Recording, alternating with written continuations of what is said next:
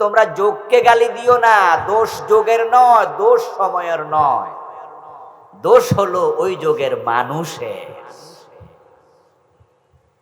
কারণ সেই যুগে যে মানুষগুলো ছিল তারা জাহেল ছিল, এই জন্য যোগের নাম আইয়ামে জাহেলদের যোগ, জাহিলিয়াতের যোগ।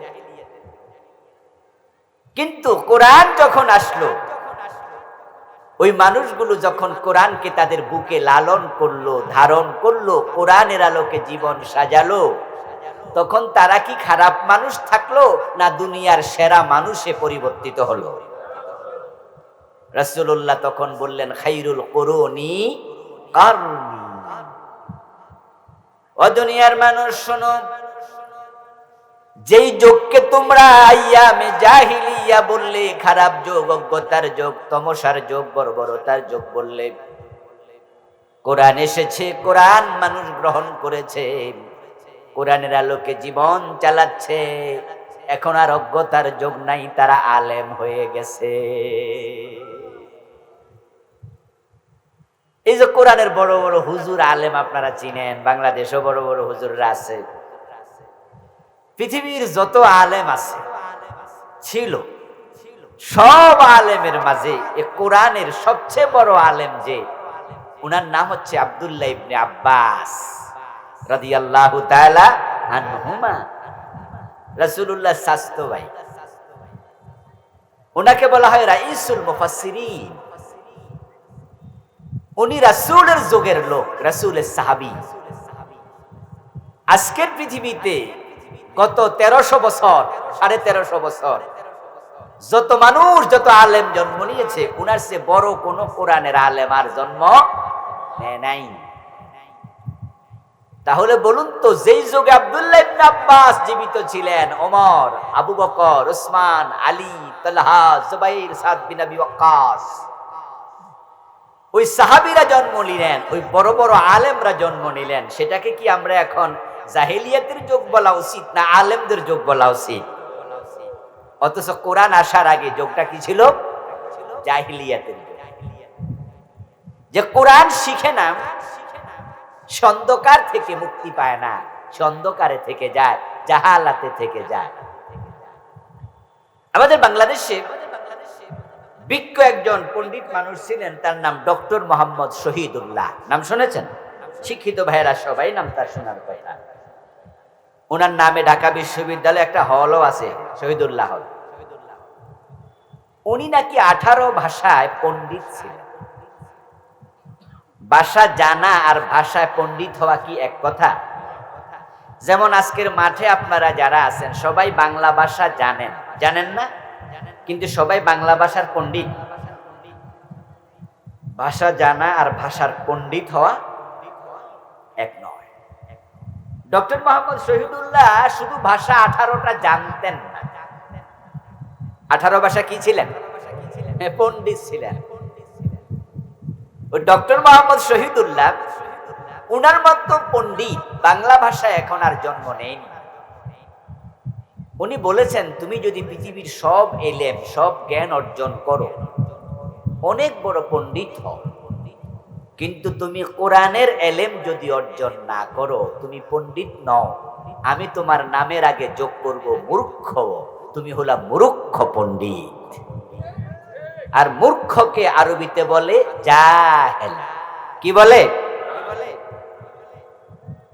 আমার বন্ধু মক্কায় একজন লোক ছিল, যার নাম ছিল আমর ইবনে হিশাম। কি নাম? আমর ইবনে হিশাম। সে মক্কার লোকদের নেতা ছিল, বুদ্ধি পাণ্ডিত্যে তৎকালীন যুগে প্রসিদ্ধ ছিল। মক্কার মানুষেরা তাকে নেতা হিসাবে বিনা বাক্যে মেনে নিয়েছে,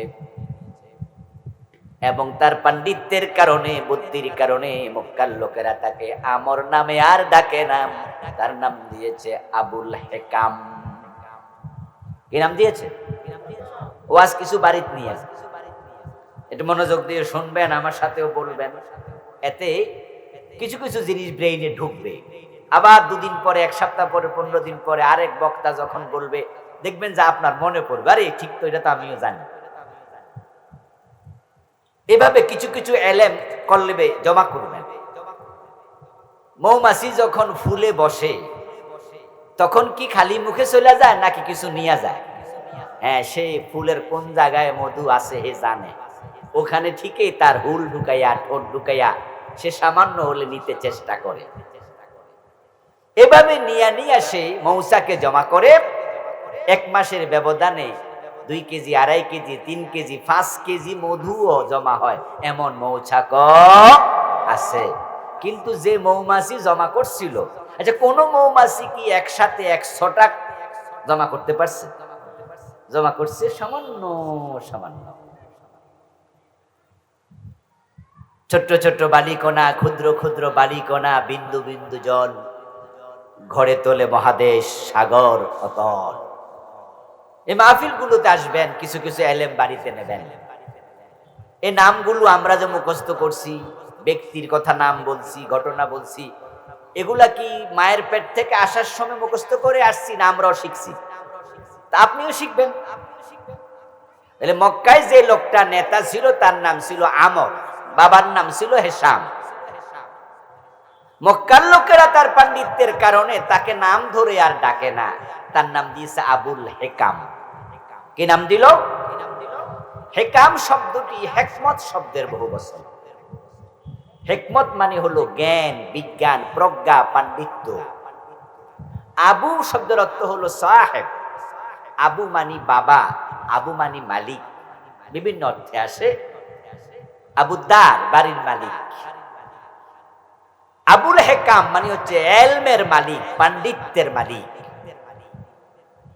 ওই লোকটা মক্কায় পণ্ডিত ছিল, লোকজন তাকে পাণ্ডিত্যের মালিক, পণ্ডিত ব্যক্তি নাম দিল। কিন্তু রাসূল যখন আসলেন, ওই লোকটা কোরআনের এমন বিরোধিতা করলো, রাসূলের এমন বিরোধিতা করলো, রাসূল তাকে বললেন তুমি আবুল হেকাম নও, তুমি আবু জেহেল। এবার তো সবাই মনে চিনছেন, এবার চিনছেন তার আসল নাম কি? আমর। আসল নাম কি? বাবার নাম কি? হিশাম। আমর ইবনে হিশাম। মক্কার লোকেরা কি নামে ডাকতো? আবুল হেকাম। কিন্তু যখন সে ইসলাম বুঝলো না, কোরআন বুঝলো না, আল্লাহ তাকে বেজ্জতি করে দিছে, তার নাম এখন আবু জাহেল। কোরআনের কারণে আবু জেহেল লাঞ্ছিত হলো, কোরআনের কারণে বেলাল সম্মানিত হলো। বেলাল কি কোরআনের বিরোধিতা করেছে না কোরআন গ্রহণ করেছে? বেলালের বংশ পরিচয় কি? সে কি রাজবংশের ছেলে ছিলেন? তিনি কি সমাজের ভিভিআইপি ছিলেন? বরং বেলালের বাবা ছিল দাস, গোলাম।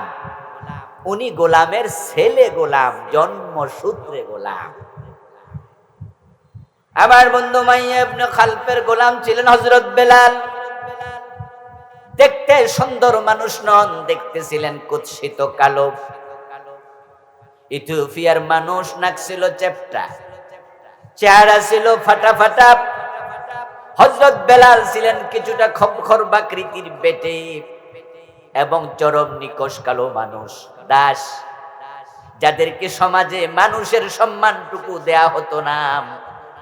দাসকে তারা মানুষই মনে করতো না। সমাজের মানুষ 3 ভাগে বিভক্ত: উচ্চবিত্ত, নিম্নবিত্ত।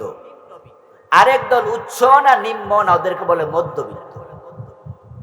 মৌলিকভাবে আমরা সমাজের মানুষকে 3 ভাগে ভাগ করি: ভিআইপি, নন ভিআইপি, আরেক দল মাঝামাঝি লেভেলের। কিন্তু যারা দাস তারা 3 শ্রেণীর কোন শ্রেণীর অন্তর্ভুক্ত ছিল না, ওদেরকে মানুষই বলতো না। কিন্তু কোরআন যখন আসলো, হযরত বেলাল ঈমান নিলেন, ইসলাম নিলেন, কোরআন নিজের বুকে ধারণ করলেন, এমন ভাবে নিলেন গলা রশি লাগায়া টানে। ঈমানের পথ থেকে, কোরআনের পথ থেকে বেলাল চুল পরিমাণ সরতে রাজি হন নাই।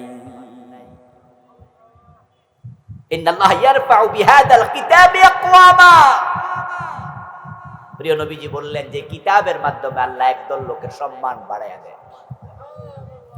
বেলাল যখন কোরআন পড়লো, কোরআন নিল, এমন সম্মান বাড়ল।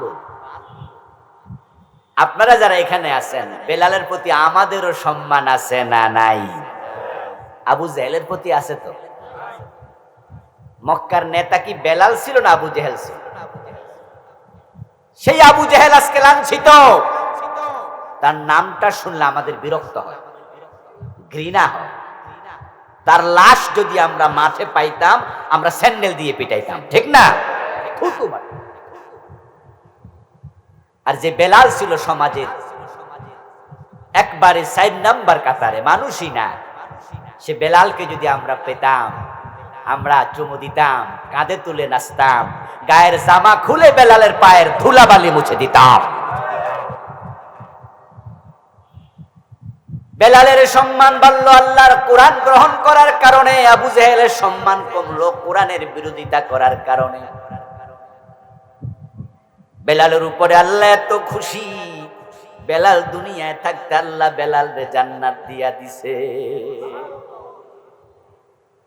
প্রিয় নবীজি সাল্লাল্লাহু আলাইহি ওয়াসাল্লাম মেরাজ থেকে ফিরে এসে বলেন, বেলাল, আমি মেরাজের রাতে জান্নাতে ঢুকেছি, আমার আগে আগে তোমার পায়ের শব্দ শুনেছি। আল্লাহর হাবিবের ইন্তেকালের পরে হযরত বেলাল আবু বকর সিদ্দিককে বললেন, রাসূলের খলিফা আবু বকর, যেই শহরে রাসূল নাই ওই শহরে থাকতে আমার আর মন চায় না, কারণ আমি আজান দিলে আমার রাসূল ইমামতির জায়গায় দাঁড়াতেন, কিন্তু এখন আমি আজান দেওয়ার পরে রাসূলকে যখন দেখি না আমার বড় কষ্ট হয়। আপনি আমাকে অনুমতি দেন, আমি মদিনার বাহিরে কোন শহরে চলে যাই। আবু বকর সিদ্দিক বললেন, বেলাল, রাসূল নাই, কিন্তু তোমার আজান শুনে আমি মন জুড়াই।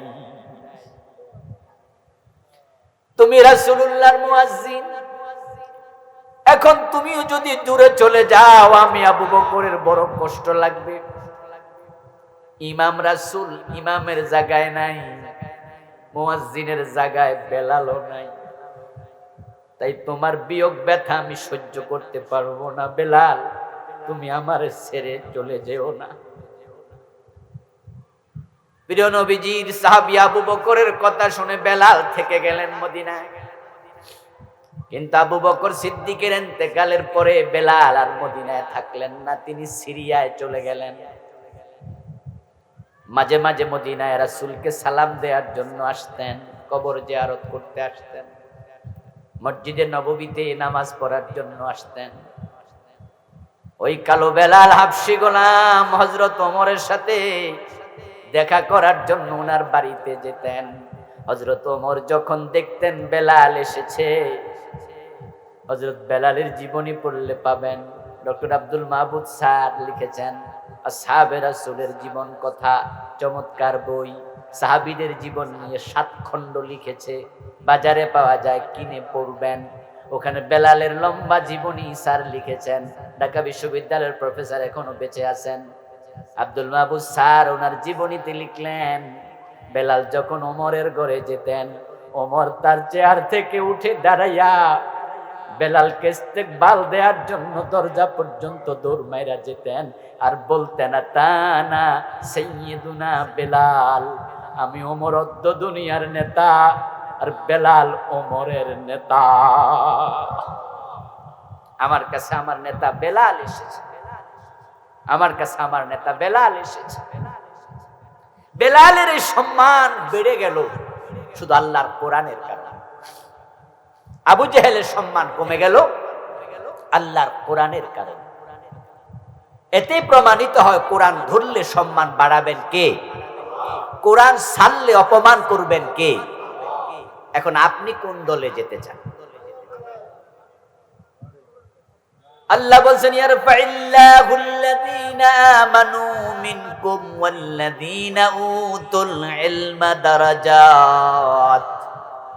আল্লাহ কোরআন মাজিদে বলছেন, যারা ঈমান পেয়েছে, ঈমান আনার পরে কোরআনের ইলম শিখেছে, ইয়ারফাইল্লাহু দারাজাত, যারা কোরআন শিখবে আল্লাহ নিজে বলেন তাদের সম্মান আমি আল্লাহ নিজ দায়িত্বে বাড়াইয়া দেব। এমন বাড়বে, এ কোরআন আপনি শিখতে যদি যান, শিখলে তো বাড়বেই, শিখতে যদি যান, যখন রওনা দেবেন তখন থেকে আল্লাহ দাম বাড়াইয়া দেয়। রাসূলুল্লাহ বলছেন, ইন্নাল মালাইকাতা লা তাদউ ওয়াজনিহাতাহা রিদান লিতালিবিল ইলম। যারা কোরআন শিখে, ইসলাম শিখে, আল্লাহ তাদের উপর এত খুশি হয়, তারা যখন ঘর থেকে বের হয়ে শিখার মজলিসে রওনা দেয়, আল্লাহ ফেরেশতাদেরকে বলে, তোমাদের পাখাগুলো তাদের পায়ের নিচে বিছাতে শুরু করো। ফেরেশতা আপনার পায়ের নিচে পাখা বিছায়। আবার কোরআনের সাথে দুশমনি করবেন, আল্লাহ বেইজ্জতি করবেন। আপনাদের এই বেলাবতে 10-12 বছর ধরে আসতে পারি না মাহফিল করতে। এখন আসতে পারছি কারণ যারা কোরআন বিরোধী, আল্লাহ ওদেরকে দেশ ছাড়া করে দিয়েছে, ওদেরকে আল্লাহ বেইজ্জতি করছে। ওরা এখন দেশে পরিচয় দেওয়ার মতো সাহস নাই, ঠিক কিনা? এই যে এতক্ষণ পর্যন্ত প্রায় 25 মিনিটের উপরে কথা বললাম, আমার বাপদাদার কথা বলেছি না আল্লাহর কোরআনের কথা বলেছি? আরো আধা ঘন্টা 1 ঘন্টা বললে কোরআনের কথাই তো বলবো নাকি? এই 12 বছর আসলে কি আমি আমার বাপদাদার কথা কইতাম? আসতে দেয় নাই, মাহফিল বন্ধ, আসলে পুলিশ পাঠাইয়া দেয়, কমিটি হয়রানি করে। এই নরসিংদীর কয়েকটা উপজেলা আসতে পারি নাই, শিবপুর, মনোহরদী, বেলাবো, অথচ পাশের থানা এই পাকুন্দিয়া, এই কটিয়া দিতে গত বছর, তার আগের বছর ওয়াজ করেছি দেদারসে। নরসিংদী শহরে জামিয়া কাসেমিয়ার মাঠে ওয়াজ করে। এসপি কই থাকে? বেলাবো থাকে না নরসিংদী শহরে থাকে? এই কথা বলেন না কেন? ডিসি কি বেলাবো থাকে না নরসিংদী শহরে থাকে? তা আমি অমুক দল করি, তমুক দল করি, আমি আসতে পারবো না, তো নরসিংদী ডিসি জানে না আমি কোন দল করি? তো ওখানে অনুমতি দিছে কেমন? নরসিংদী শহরে এসপি থাকে, ওই এসপি জানে না আমি কোন দল করি, এসপি অনুমতি কিভাবে দিল? গোড়াশালে মাহফিল করি, সব জায়গায় করতেছি, সারা বাংলাদেশের কয়েকটা থানা, কিছু কিছু জালেম কথা বলতে দেয়নি, আমাকে এখানে দেয়নি, আরেকজনকে ওখানে দেয় না। কোরআনওয়ালা হক কথা যারা বলে তাদের সাথে দুশমনি করেছে। আল্লামা সাইদি রাহেমাহুল্লাহর মতো লোকটাকে 13টা বছর কোরআনের কথা বলতে দেয় নাই, জেলখানা বন্দী করে রেখে দিয়েছে। উনার হাতে কয়েক হাজার কাফের মুসলমান হয়েছে। গত 13 বছর উনি বাহিরে থাকলে কি আরে কয়েক হাজার মুসলমান হতো না? কোরআনের আলেম, কোরআনওয়ালাদের সাথে দুশমনি করেছে, শাপলা চত্বরে আলেমদেরকে গুলি করে মেরেছে। রাতের বেলায় হুজুরদেরকে গুলি করলো, ছড়াইয়া দিল। হুজুররা কি চাইছিল? শাপলা চত্বরে যে সমস্ত আলেমরা গিয়েছিল, মুফতি আহমদ শফি রাহেমাহুল্লাহ উনার ডাকে, আচ্ছা আহমদ শফি তো হেফাজতের আমির ছিল, উনি কি বলছে যে আমি মন্ত্রী হমু, আমি এমপি হমু? উনি বলছে যে আমাদের এতগুলা দাবি আছে, এই দাবিগুলো একটু মানেন। কয়টা দাবি দিছিল? 13 দফা। আচ্ছা 13টার মাঝে সরকার যদি বলতো, আহমদ শফি সাহেব, হুজুররা আপনারা আসছেন ঢাকা, তো আপনাদের দাবি দাবাগুলো আমার গণভবনে আসেন, 2-4 জন আসেন, আইসা এই 13টা দাবি লিখিত দিয়ে যান, আমি মন্ত্রী পরিষদ নিয়ে মিটিং কইরা আমরা একটু গবেষণা কইরা দেখি কয়টা দাবি মানা যায়, যেগুলো মানার মতো আমরা মানবো, আর যেগুলো মানা যায় না আপনাদেরকে আমরা জবাব দিব। হুজুররা বাড়ি চলে যেত না? না, হুজুরদেরকে বলছে না এখনই চলে যান, থাকতে পারবেন না, চলে যেতে হবে। হুজুররা যায় না, হুজুররা বলছে না আমরা কেন যাব, এটা আমাদের দেশ, আমরা দাবি দাবা রাখতে পারি না, আপনি আমাদের প্রধানমন্ত্রী, আপনার কাছে তো দাবি আমরা দেব, আমাদের কথা শোনেন। সংবিধান থেকে আল্লাহর উপর আস্থা এবং বিশ্বাস আপনি কেন তুলে দিয়েছেন? এটা লাগান আবার, এটা মুসলমানের দেশ, আল্লাহর উপর আস্থা না থাকলে ঈমান থাকে? এটা করেন, তুলছেন কেন? ইত্যাদি ইত্যাদি ইত্যাদি। হুজুররা বলছে আমরা যাব না, এটা আমাদের দেশ, যাব কেন? ওনারা কই যাবেন না, রাইতো টের পাবেন। আর রাত যখন গভীর হয়েছে তখন চারদিক থেকে বাতি অন্ধকার করে গুলি দিয়ে আলেম ওলামাকে সেখান থেকে সরাইয়া দিছো। কতজন মরছে হিসাব আমরা আজ পর্যন্ত জানি না, কতজন গুলি খেয়েছে পরে পালাইয়া গেছে। গর্ব করে বলে হুজুর আরে দৌড়াই দিছি, হুজুরদেরকে ঠেকাই দিছি, এই করছি ওই করছি। কোরআনের বিরুদ্ধে অবস্থান নেয়ার কারণে এই 52 বছরের মাথায় তোমরা এই দেশটা স্বাধীন করেছিলে, তোমাদের নেতৃত্বে দেশে একাধিকবার সরকার গঠন হয়েছে, কিন্তু আল্লাহ এতটা নারাজ হলো এই কোরআনের বিরোধিতার কারণে এমন বেজ্জতি আল্লাহ করেছে, নিজে রান্না করা ভাত খেয়ে যাওয়ার টাইম আল্লাহ তোমাকে দেয় নাই।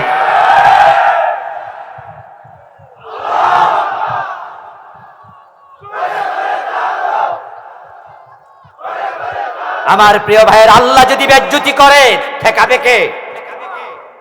ঠেকানোর কেউ আছে? ওয়াতুইজ্জু মান তাশা ওয়াতুযিল্লু মান তাশা। এই কথাগুলো বলার পিছনে কারণ হচ্ছে আপনাকে বুঝাচ্ছি আপনিও কোরআনের দুশমনি করবেন না জীবনে।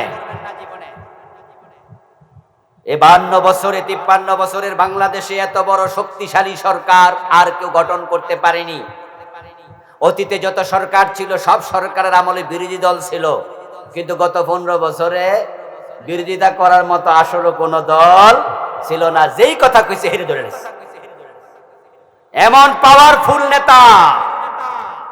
একজন তো বলছে বাগে ধরলে ছাড়ে, উনি ধরলে ছাড়ে না। কি ক্ষমতা, কি শক্তি! কিন্তু দেখেন আল্লাহর সিদ্ধান্ত, দেখেন তার ক্ষমতা কত বেশি।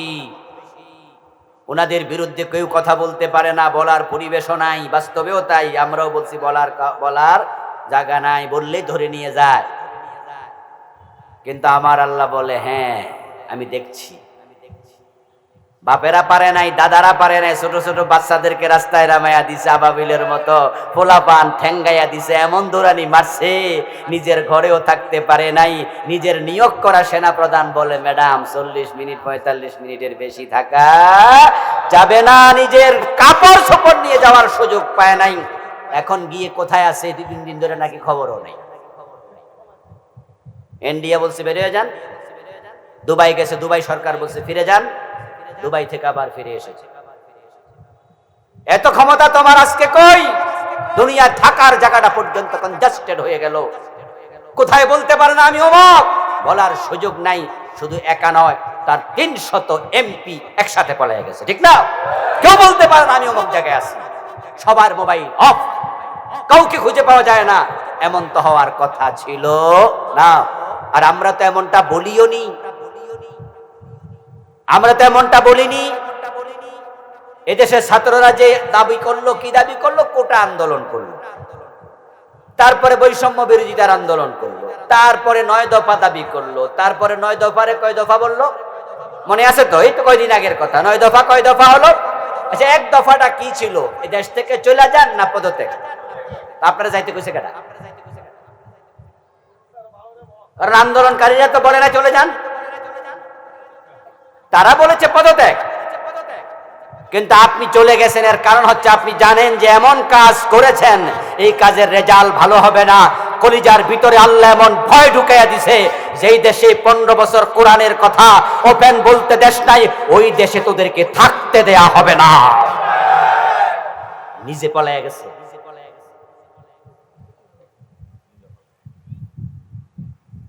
আমার প্রিয় ভাইয়েরা, কোরআনের মাধ্যমে সম্মানিত হয়, কোরআনের কারণে অপমানিত হয়। যারা অপমানিত হওয়ার তারা হোক। আবু জেহেলকে নিয়ে আমরা মাঝে মাঝে কথা বলি, কিন্তু আজ পর্যন্ত কোন মাহফিল আবু জেহেলের জীবনী নিয়ে 15 মিনিট টানা কথা কইছে এমন কোন হুজুর পাইছেন? কারণ যারা অপমানিত হয় তাদেরকে নিয়ে আমরা 2-3 মিনিট কই, আসে বেশি কই না। কারণ দুর্গন্ধওয়ালা জিনিস নাকের কাছে বেশিক্ষণ ধরে রাখা যায় না। এই জন্য আবু জেহেলকে নিয়ে, ফেরাউনকে নিয়ে আমরা মাঝে মাঝে প্রসঙ্গক্রমে বলি, কিন্তু লম্বা কথা বলি না। দুর্গন্ধওয়ালা জিনিস, তাও যারা স্বৈরাচার পলাইছে ওদেরকে নিয়ে লম্বা কথা বলে আমরা সময় নষ্ট করব না। প্রসঙ্গক্রমে কেন বলেছি? আপনাকে বুঝাচ্ছি কোরআনের উল্টা চললে আল্লাহ বেজ্জতি করে, তাই আমরা কেউ কোরআনের উল্টা চলবো না।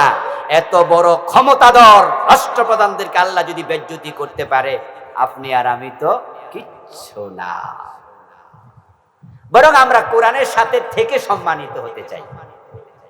কোরআনের সাথে থাকতে রাজি আছেন? কোরআন কি কোনো গোষ্ঠীর, কোনো দলের, কোনো ব্যক্তির? কপাল পোড়া মুসলমান, যখনই কোনো হুজুর কোরআনের আইনের কথা কয় তখনই মাঠে বৈশা বৈশা এক দল আছে, হ্যাঁ ঠিক আছে সাথে আছি, আর কিছু কিছু চুপ করে কয় এ হুজুর মনে অমুক দল করে। আচ্ছা, কোরআন কি কোনো দলের কিতাব? আপনার মাথার ভিতরে কোন শয়তান এটা ঢুকাইলো যে হুজুর অমুক দল করে? কোরআনের আইনকে আপনি দলীয় দৃষ্টিভঙ্গিতে কেন দেখেন? কোরআন তো হুদাল্লিন নাস, কোরআন তো হুদাল্লিল মুত্তাকিন, ঠিক কি না? এটা তো বিশ্ব মানবতার কিতাব, এটা মুত্তাকিদের হেদায়াতের কিতাব, এটা জান্নাতে যাওয়ার উসিলা, এটা আপনার সম্মান বাড়াবে। এই কিতাব যদি মানুষ মানে দুনিয়ায় মুক্তি পাবে, দুনিয়ায় সম্মান পাবে, সমৃদ্ধি পাবে, আখেরাতে নাজাত পেয়ে জান্নাতে চলে যাবে। জান্নাতে নেয়ার কিতাব।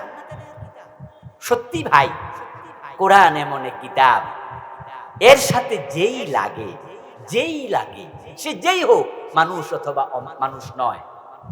যেমন ধরেন কাঠ, ওটা যদি আপনার বাসায় আসে খাট হয়ে, চেয়ার হয়ে, তাহলে আপনি এটার উপর উঠবেন, নাচবেন, খেলবেন, বাচ্চারা খাটের উপর দাঁড়ায় দাঁড়ায় প্রস্রাব। এই কাঠের কেউ সম্মান দেয় না, কিন্তু ওই কাঠটা যখন রেয়াল হয়ে ঘরে এসে কোরআনের গায়ে লাগে, কোরআনের গায়ে লাগার কারণে এই কাঠের সম্মানও বেড়ে যায়। এটা মানুষের পায়ে আর লাগে না, বাচ্চার পায়ে যদি ভুলে লাগে বাচ্চার মা বাবাও চুমু খায়, ঠিক কিনা? এমন এক কিতাব, আশ্চর্য এক কিতাব। আমরা কোথাও কোরআন হাদিসে পাইনি, আমি পাইনি যে কোরআন শরীফ রেয়ালে রাখলে ওই রেয়ালে পা লাগলে চুমু খাইতে হবে, রাসূল বলেছে, এমন কোন হাদিস আমি পাইনি। কিন্তু আমিও চুমু খাই, বরং কোরআন যে রেয়ালে রাখে ওই রেয়ালে যদি কোনোভাবে উল্টা পাটা লাগে তখন নিজের কলিজার মাঝে সাত করে লাগে। লাগেনি এটা জোরাইয়া ধরি চুমু খাই। আরে আচ্ছা, এই কাঠের কয় টাকা দাম? এবং রেয়াল কি চন্দন কাঠ দিয়া বানানা তুলা কাঠ? আম কাঠ, তুলা কাঠ, কম দামি যেটা। আমার দোস্ত, ওই কাঠের প্রতি সম্মান কোরআনের কারণে বাড়ল। আমার গায়ের জামা কাপড় যদি সেটা 500 টাকা গজ হয়, আর এটা আমি জামা বানাই, একটা জামায় 3,500-4 হাজার টাকা খরচ হলো, একটু যখন ছিঁড়ে যাবে তখন আমার ঘরের লোকেরা সেরা জামা দিয়া ঘর পর্যন্ত মুজবুনি এটা দিয়া পরে ঘর। বাচ্চারা প্রস্রাব করলে প্রস্রাবের মাঝে দিয়া দেয় পানিটা টাইনা লাখ, আবার এটা দিয়া প্রস্রাব মুছবে। কিন্তু 100 টাকা গিলাপ, কোরআনের কাপ গায়ে যখন গিলাপ লেগে যায়, ওই গিলাপ আর কোনোদিন ময়লায় কেউ ফেলে না, পায়ে লাগে না, ভুলেও যদি লাগে কলিজার মাঝে ধাক্কা মারে, চুমু খায়, ভালোবাসে। এটা কাপড়ের কারণে না কোরআনের টাচের কারণে? এই রাতে কোরআন নাজিল হলো, এই রাতের দাম 1000 মাসের চেয়ে বেশি হয়ে লাইলাতুল কদরি খায়রুম মিন আলফি শাহর। কোরআনের আপনার পায়ের তলায় ফেরেশতা পাখা বিছাবে কোরআনের কারণে। উম্মত, কোরআন ধরো। খায়রুকুম মান তাআল্লামাল কুরআনা ওয়া আল্লামাহু। আমরা তো সবাই সেরা হওয়ার প্রতিযোগিতা আছি। যারা ডাক্তারি বিদ্যায় লেখাপড়া করে তারা চায় যে সবাই জানুক আমি এলাকার সেরা ডাক্তার। যারা আপনাদের বেলাবো বাজারে ব্যবসা করে, হে ব্যবসা বড় হোক, সবাই জানুক এই বাজারের আমি সবচেয়ে বড় ব্যবসায়ী, সেরা ব্যবসায়ী। যারা শিক্ষকতা করে হাই স্কুলের মাঝে, যে শিক্ষকের সবাই কয় যে উনি স্কুলের সেরা শিক্ষক, খুশি হয় না বেজার? ছাত্র হিসেবে যে ক্লাসের উল্লাম্বার 1, সেও বোঝে আমি সেরা ছাত্র। সবাই সেরা হতে চায়। রাসূল বলে খায়রুকুম মান তাআল্লামাল কুরআনা ওয়া আল্লামাহু। শোনো, দুনিয়ার মানুষের মাঝে সেই হলো সবার সেরা যে কোরআন শিখে এবং অন্যকে কোরআন শেখায়। কোরআনের সাথে লেগে যান, কুরআন এমন এক কিতাব, আল্লাহ রাসূলুল্লাহর কাছে এটা নাজিল করে এবার কি বলছেন, কিতাবুন আনজালনাহু ইলাইকা, ও নবী এই কিতাব আমি আপনার উপর নাজিল করেছি। কেন, কোন কারণে? চুমু খাইয়া গিলাপে বাইন্দা তাকে রাখার জন্য না, জিনে ধরলে ফু দিয়া জিন তাড়ানোর জন্য না, কোরআনের আয়াত লিখে গলায় ঝুলাইয়া রোগ সারানোর জন্য না, সকাল বিকায় তেলাওয়াত করে এত এত সওয়াব কামানোর জন্য না। তো কেন নাজিল করেছি? সওয়াব হবে এটা ভিন্ন জিনিস, ফু দেয়া যাবে এটা ভিন্ন জিনিস, কিন্তু আমি এগুলার জন্য কোরআন নাজিল করি নাই। মাঝে মাঝে দেখবেন বিভিন্ন অফিসে এরকম কলম খুইলা কলমের মাথা দিয়া কান চুলকায়, দেখছেন? আচ্ছা দেখছেন, এখন তো দেখছেন আমি চুলকাইছি। কলমের মুখ দিয়া কোনা দিয়া কান চুলকায়, এরকম মাঝে মাঝে আমরা দেখি, যদি এটা ঠিক না কিন্তু চুলকায়। কিন্তু আজ পর্যন্ত কান চুলকানোর জন্য কলম কিনছে কেউ? দোকানে যায় কেউ কইছে আজ পর্যন্ত যে দোকানদার একটা কলম দেন? আর দোকানদার জিগাইলো, চাচা আপনি তো লেখাপড়া জানেন না, কলম কেন কিনবেন? কান চুলকাইতে। এরকম হয়েছে কোনোদিন? কলম দিয়া কান চুলকানো যায়, হতে পারে, কিন্তু কলম যে বানাইছে সে কান চুলকানোর জন্য বানায় নাই, যারা কিনে তারা কান চুলকানোর জন্য কিনে না। এই কলম বানানোর পিছনে, কেনার পিছনে উদ্দেশ্য হলো লেখালেখি করা। কোরআন যিনি নাজিল করছে ফু দেওয়ার জন্য করে নাই, জিন তাড়ানোর জন্য করে নাই, গলায় ঝুলানোর জন্য করে নাই, সকাল বিকাল পরে তাকে রাখার জন্য করে নাই। তিনি কেন নাজিল করছেন এবার তিনি বলতেছেন, লিতুখরিজান নাসা মিনাজ যুলুমাতি ইলান নূর। ও প্রিয় নবী, কোরআন আমি আপনার উপর নাজিল করেছি, আমার উদ্দেশ্য হলো আপনি অন্ধকারে ডুবে থাকা এই মানুষগুলোকে কোরআনের মাধ্যমে আলোর পথ দেখাবেন। সুবহানাল্লাহ। লিতুখরিজান নাস, মানুষকে আপনি বের করবেন মিনাজ যুলুমাত, অন্ধকার সমূহ থেকে।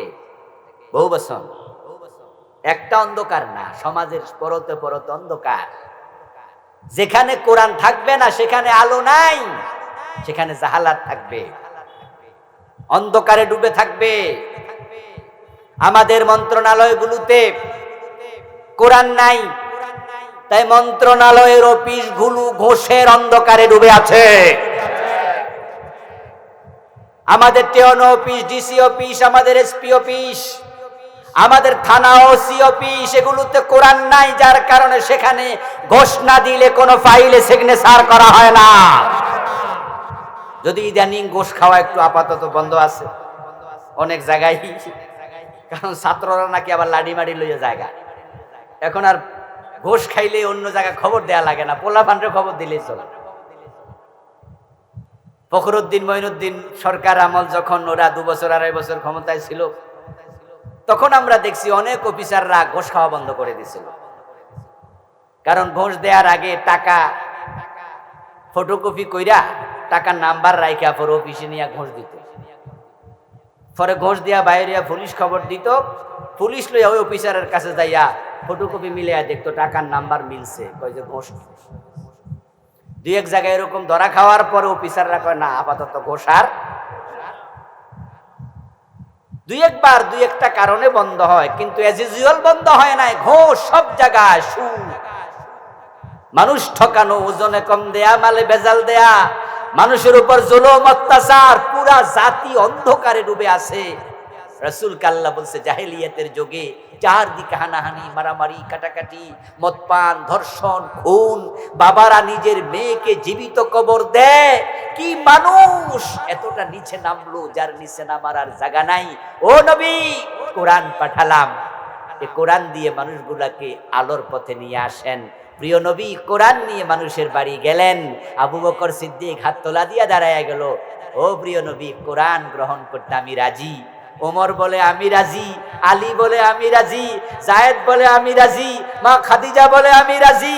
1,14,000 সাহাবী সবাই রাজি হয়ে গেল, পুরা দেশের অন্ধকার দূর হয়ে গেল। এমন ভাবে দূর হলো এখন আর কোথাও চুরিয়ে নাই। চুরি থাকবে কেমনে?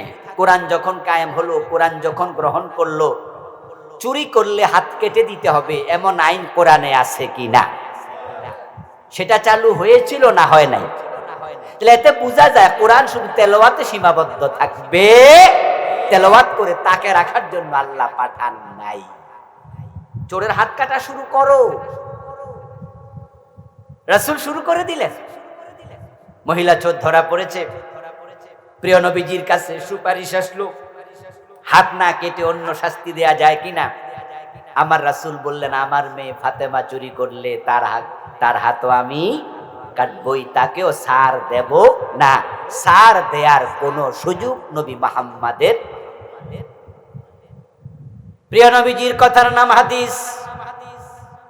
আল্লাহ তাআলা কোরআন মাজিদে বলছেন, মান ইউতিউর রাসূলা ফাকাদ আতা আল্লাহ।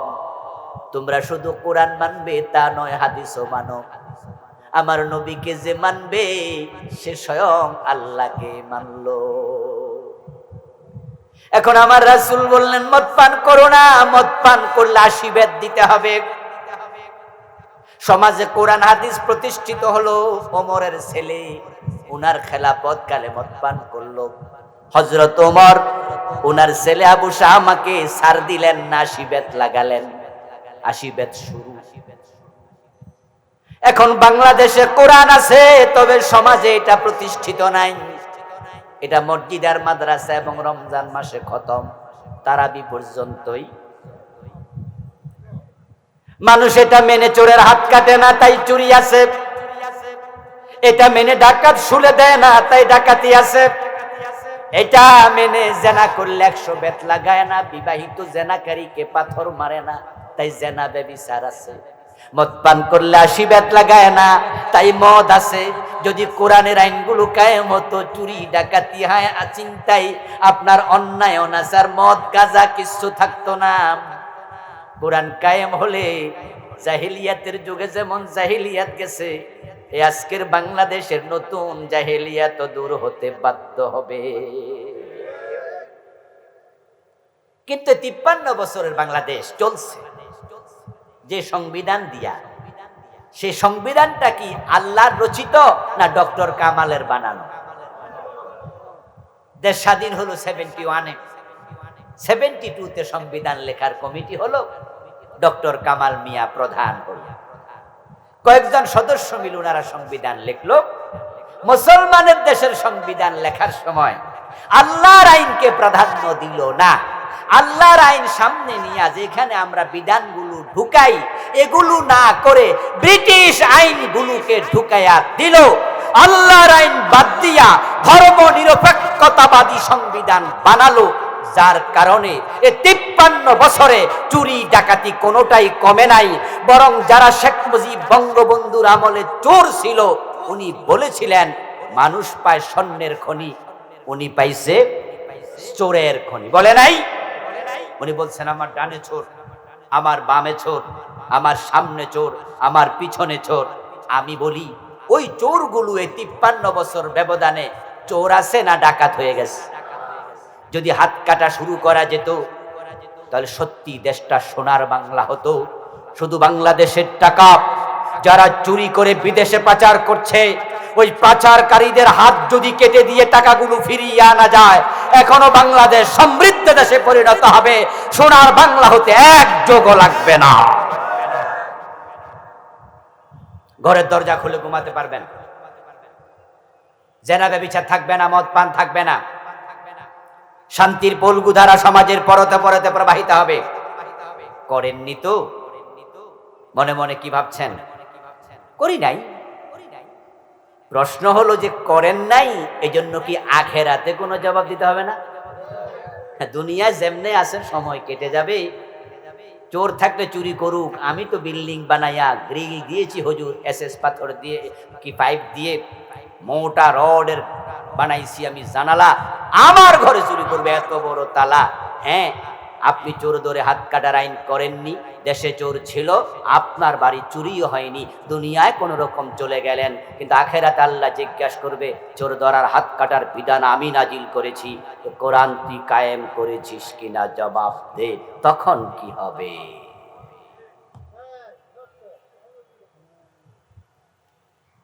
এই কোরআনের জন্য আমার রাসূল কাঁচা দাঁত দিয়েছেন, গাত টাঙ্গারা ভেঙ্গে ফেলে 14 দিন হেলমেট ভেঙ্গে মাথায় ঢুকেছে, 3 ঘন্টা বেহুশ ছিলেন। এই কোরআনের দাওয়াত নিয়ে তায়েফে রাসূল গেলেন, এমন পাথর মেরেছে গায়ে একটা পশমের জায়গা ছিল না যেখানে রক্ত লাগে নাই। এই কোরআন প্রচারের কারণে তো শিবে আবি তালেবে 3 বছর জেলখানায় বন্দী করে রাসূলকে রেখেছে। আমার রাসূল কিয়ামতের দিন তার কিছু উম্মতের বিরুদ্ধে আল্লাহর কাছে মামলা দেবে। যারা সমাজে কোরআন কায়েমের কাজ করে না তারা সবগুলো মামলার আসামি হবে। আপনারা তো বরং রাসূলের সুপারিশ পাইয়া জান্নাতে চলে যাবেন, তাই জান্নাতের কাঁঠাল খাওয়ার জন্য মুছে তেল দিচ্ছেন, কষ যেন না লাগে। রাসূল সুপারিশ করবে, আমি উম্মত, আমার দাড়ি টুপি আছে, আমি নামাজ পড়ি, দুরূদ শরীফ পড়ি, আমাকে সুপারিশ না করলে কাকে করবে? সুপারিশের হাদিস শুনেছেন, কিন্তু রাসূল যে মামলা দেবে সেই ওয়াজ কি শোনা লাগবে না? وقال الرسول يا رب إن قوم اتخذوا هذا القرآن مهجورا।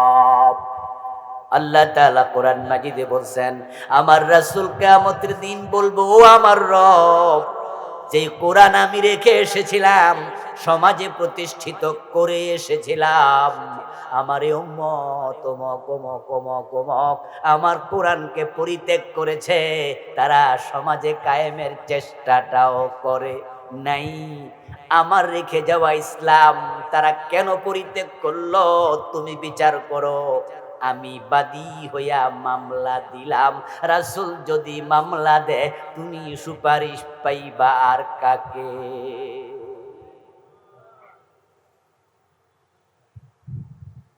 গত 15 বছর 15.5 বছর এই দেশে আলেম ওলামারা কোরআনের কথা বলতে গিয়ে কুণ্ঠিত ছিল। আমি আপনাদের এখানে এক যোগের কম বেশি বলতে আসতে পারি নাই, কিন্তু যেখানে বলছি, যেখানে সুযোগ পাইছি, এই ওয়াজ কিন্তু বন্ধ করি নাই। এই সরকার যদি আরো জুলুম চালাতো ওয়াজ বন্ধ করাইতে পারতো না। দেশে ইসলামের অবস্থা আরো খারাপ যদি হতো তাও বন্ধ করতাম না। যদি ধরে জেলে দিত তাও থামাইতে পারতো না, কারণ শুধু একটা, আখিরাতে রাসূলের মামলার আসামি যেন হওয়া না লাগে। আল্লাহর কাছে যেন বলতে পারি, আল্লাহ তোমার কোরআন কায়েমের জন্য আমি তো কথা বলেছি, আমি তো চুপ থাকি নাই। আচ্ছা, আমরা যত কথা বলি প্রতিটা কথা কি রেকর্ড হয় না কিছু বাদ পড়ে? রেকর্ড করার জন্য কোনো যন্ত্র কি সাথে আছে না নাই? ফেরেশতা আছে তো? শুধু ফেরেশতা না, শুধু ফেরেশতা। وَكُلَّ إِنسَانٍ أَلْزَمْنَاهُ طَائِرَهُ فِي عُنُقِهِ وَنُخْرِجُ لَهُ يَوْمَ الْقِيَامَةِ كِتَابًا يَلْقَاهُ مَنشُورًا। আল্লাহ তাআলা বলছেন, আমি প্রত্যেকটা মানুষের গর্দানের ভিতরে তার আমলগুলো, কথাগুলো, কাজগুলো রেকর্ড করার জন্য একটা ক্যামেরা ঢুকাইয়া দিছি, রেকর্ডার ঢুকাইয়া দিছি, মেমোরি কার্ড ঢুকাইয়া দিছি। মা ইয়ালফিজু মিন কাউলিন ইল্লা লাদাইহি রাকিবুন আতীদ, তার ঠোঁট থেকে যা বের হয় সাথে সাথে রেকর্ড হয়। ওয়া কুল্লা শাইইন আহসাইনাহু কিতাবা, নড়াচড়া, থেমে থাকা, হারাকাত, সুকুনাত সব কিছু আমি আল্লাহ কিতাবে লিখি। জমিন সাক্ষী দেবে, হাত সাক্ষী দেবে, মুখ সাক্ষী দেবে, কান সাক্ষী দেবে, চোখ সাক্ষী দেবে, সবাই কথা বলবে, ফেরেশতারা সাক্ষী দেবে। আপনি আমি যদি কোরআনের পক্ষে থাকি রেকর্ড হবে, আশা করা যায় আখিরাতে রাসূলের মামলার আসামি হওয়া লাগবে। আর এভাবে যদি আমরা সবাই কোরআনের পক্ষে কথা বলা শুরু করি, ইনশাআল্লাহ কোরআন কায়েম হবে, কোন জালেম বিপ্লব ঠেকাতে পারবে। এবার সুযোগ এসেছে, এই কোরআন এবার বাংলাদেশে প্রতিষ্ঠিত করার সুযোগ এসেছে। বছরের সুযোগ কিন্তু আর একবারও আসেনি।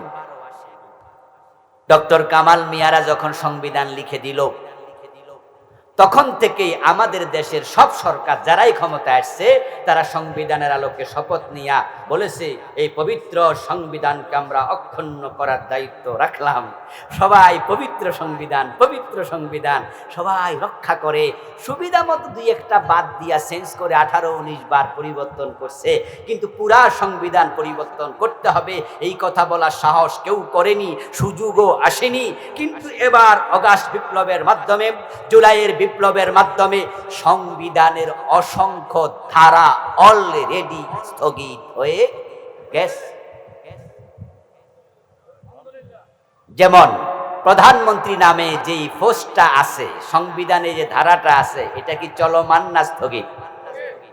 মন্ত্রী পরিষদের যেই ধারাটা আছে, এটার কার্যক্রম কি চলমান না স্থগিত? 300 এমপি এই দেশে নির্বাচিত হবে, এমপিদের নামে যে ধারাটা তাদের জন্য আলাদা আছে, এটা চলমান না স্থগিত?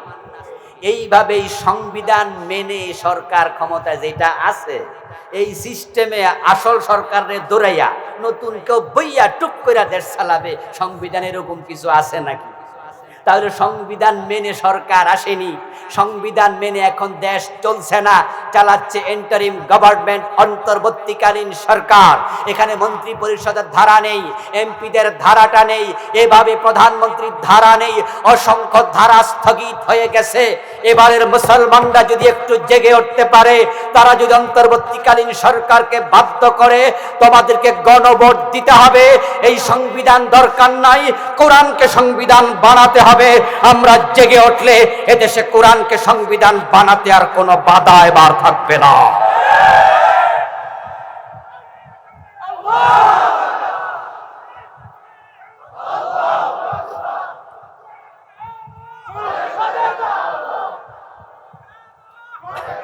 আমার প্রিয় ভাইয়েরা, কোরআনের পক্ষে আসা দরকার আছে না নাই? যদি না আসেন, কপাল পোড়া জাতি, আল্লাহ সুযোগ বারবার দেন না। আমরা এটা জানি, সুযোগ বারবার আসেও না। কারণ এবার যে পরিবর্তনটা হলো, এটা কোনো মানুষ করেনি, এটা করেছেন সরাসরি আরশের মালিক। কমপক্ষে আমি দৃঢ়ভাবে বিশ্বাস করি এটা আরশের মালিক করেছে, আসমানের মালিক করেছে। এই জাতি পারেনি, পারবে না। এবং সরকার এতটা কনফিডেন্ট ছিল, তাদের কনফিডেন্ট লেভেলটা এত হাই পর্যায়ে উঠে গিয়েছিল, তারা ঘোষণা করেছে ভিশন 2041, 2041। এর মানে তারাও বুঝে নিয়েছিল 41-এর আগে আর আমরা নামা লাগবে না, কেউ নামাইতেও পারবে না। এবং তাদের একজন নেতা তো তামাশা করে বলেছ, কিসের আন্দোলন, এ বছর না ওই বছর মানুষ বাঁচেছে না। এর মানে বুঝালেন যে তোমরা পারবা না কিছু। আসলেও কেউ পারেনি, পেরেছেন আল্লাহ। টোটাল পরিস্থিতি কোথা থেকে কোথায় গেল, এটা আমরাও কল্পনা করিনি।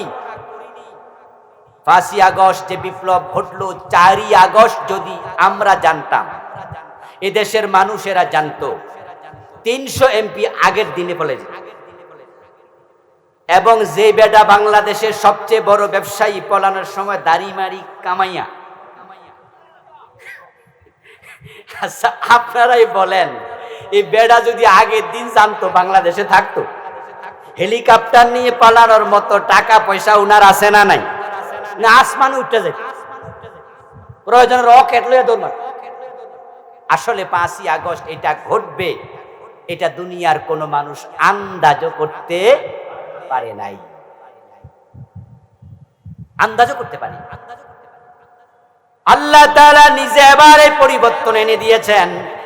আল্লাহর কোরআনের পক্ষে এখন মাঠে নামা দরকার, মাঠ পুরা প্রস্তুত। সুবহানাল্লাহ পড়ে। ও দোস্ত, কোরআন যদি সমাজে কায়েম হয়ে যায়, আমরা যদি সংসদ ভবনে কোরআনটা পাঠাইতে পারি, এবং আমরা এই দেশকে কোরআন দিয়ে চালাতে হবে। আমরা 92% মুসলমান, এই কোরআনের প্রতি আমাদের ভালোবাসা আছে, বিশ্বাস আছে, আস্থা আছে।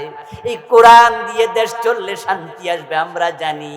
আমরা যদি একমত হয়ে যাই, বিশেষ করে এবার আলেমদের একমত হওয়া দরকার সবার আগে।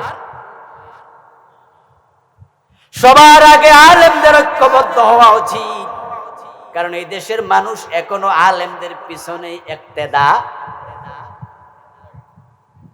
এই দেশের মানুষেরা এখনো আলেমদের সাথে আছে। হয়তো কেউ সরমনের সাথে আছে, কেউ তাবলীগের সাথে আছে, কেউ জামাত ইসলামের সাথে আছে, কেউ নিজাম ইসলামের সাথে আছে। আলেমদের সাথে নাই, ইসলামের বাহিরে চলে, মনে যা চা তাই করে। এমন লোকের সংখ্যা সমাজে 10%, 15% হবে না, খুবই কম। আপনি দেখবেন সমাজে আলেম ওলামাদের সাথে আছে এমন মানুষই বেশি। এখন আলেমরা যদি একমত হয়ে যায়, মুক্তাদিরাও একমত হয়ে যাবে। আলেমরা একমত হয়ে গেলে জালেমরা লেজ তুলে পালিয়ে যাবে।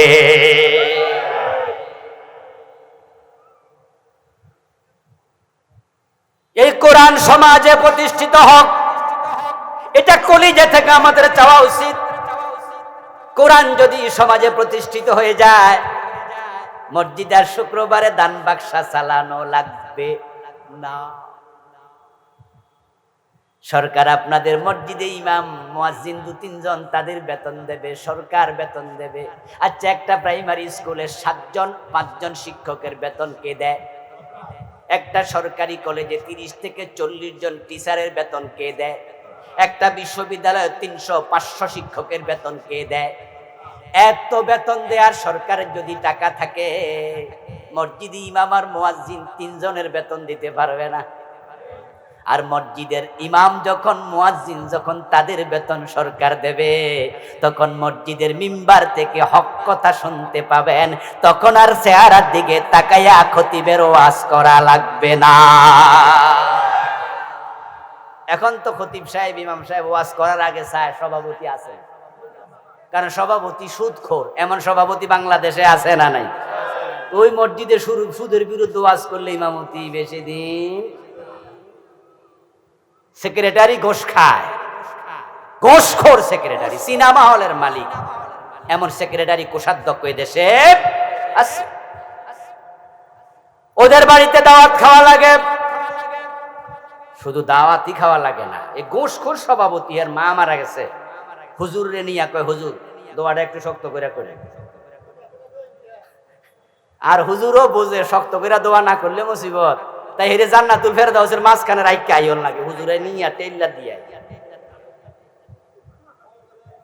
হক কথা বলার পরিবেশ পায় না। এই মসজিদ গুলো তখন আমাদের এইভাবে ভিক্ষার টাকায় চলা লাগবে না, আলেম ওলামাদের সম্মান বাড়বে। কোরআন যদি ক্ষমতায় যায়, এই জাতীয় মাহফিলে সে রোদের মাঝে বইয়া বইয়া কোরআন হাদিসের ওয়াজ শোনা লাগবে না। প্রাইমারি স্কুলে কোরআন ঢুকবে, হাই স্কুলে কোরআন হাদিস ঢুকবে। ক্লাস 1 থেকে ইন্টারমিডিয়েট পর্যন্ত 100 নাম্বার কোরআন, 100 নাম্বার হাদিস ধরি ঢুকায়া দেয়, তাহলে ঘরে ঘরে কোরআনের আলেম তৈরি হবে। আপনারা সবাই হতেন আলেম।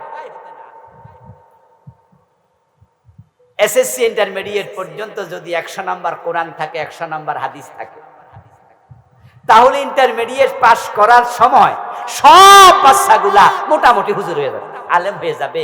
বাবা মারা গেলে জানাজার ইমামতি করার জন্য মসজিদের হুজুরের কাছে যাওয়া লাগবে না, প্রতিটা ঘরে জানাজার ইমাম তৈরি হয়ে যাবে।